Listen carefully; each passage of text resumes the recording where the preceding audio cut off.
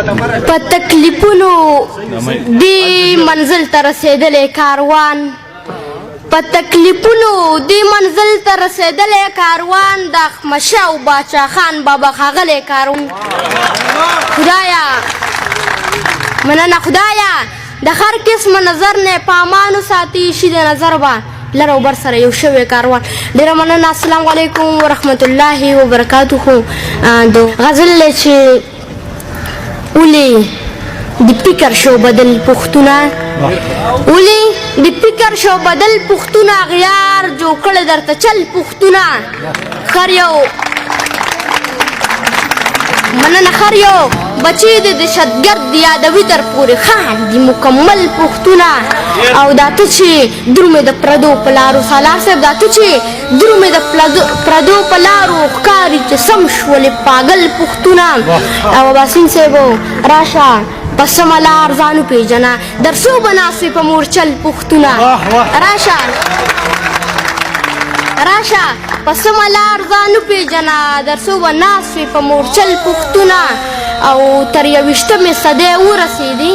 ضمیر وایي تر 21مې صدۍ ورسېدې اعزاز دې کم دی د نوبل پښتونه تل باچا خان بابا په خوب کې راځي کوي خمیش ده د کنزل پښتونه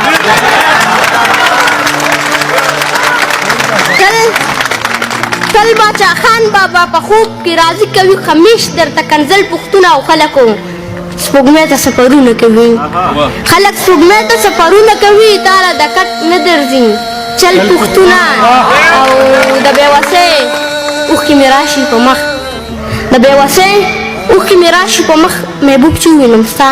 حل پښتون ډېره مننه د بل غزل اجازت نشته خو بخښنه غواړم چې نظم دی چې عنوان یې دی زه په پټ پاس باندې لوی شوی یم وایي چې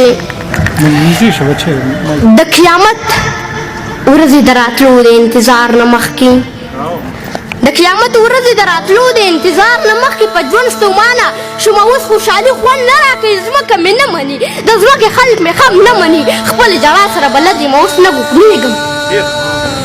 خپلې ژړا سره بلد یم اوس نه ګوګنېږم د بدو ورځو لږو تندو نه اوس نه یېرېږم اوس د دې ښار په رنګینو کې مزه پاتې ده نه اوس د دې ښار په سړکونو مې خپې هم نه سوځي اوس د دې ښار د خلکو بدې ردې په ما هم نه لګي د دې کنځلو سره ځان مې بلد کړی دی نو اوس د دې ښار د ښار موټر شیشه په شوق پاکوم اوس د دې ښار د ښار موټر شیشه په شوق پاکوم چې چوک کې سره باده شي بله زه په منډه لاړ شم په یو لازه کې د موټر شیشه بیا پاکه کړم او خان په نیمه نیمکخو شیشه کې لاس راوباسي تصور سي او خان په نیمه نیمکخو شیشه کې لاس راوباسي د داسې نور ته نه په شوق والم خوشحاله شم او بیا په منډه باندې بل موټر ته ځان ورسو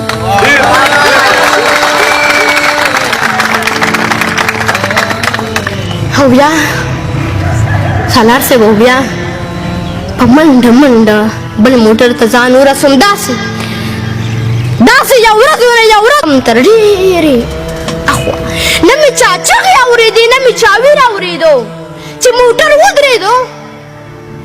حاج صاحب چې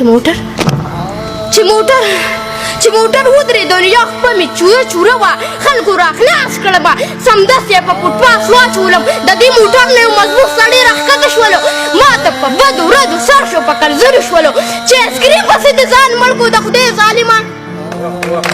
سترګې دې اوږې دې د خدای که په خاورو موړ شي سترګې دې اوږې دې د خدای که په خاورو موړ شي په خیراتونو باندې 19 سوالونو باندې موټر ته وختو زه یې راوارثه پرېښوم موټر ته وختو زه یې راوارثه پرېښوم ولې چې زه محبوب ماشوم په پټ پاسونو لوی یم زه په پستو بسترونه زه په سوالونو لوی یم ما د خانانو د موټرې شیشې ښې پاکې کړې زه په پټ پاس باندې بېوسه ناوارثه پروت یم اوس خیرات غواړم کنډم یم تر اوسه پورې د قیامت ورځې د راتلو د انتظار نه مخکې په ژوند ستومانه یم اوس خوشحالي خوند نه راکوي په ژوند ستومانه یم اوس خوشحالي خوند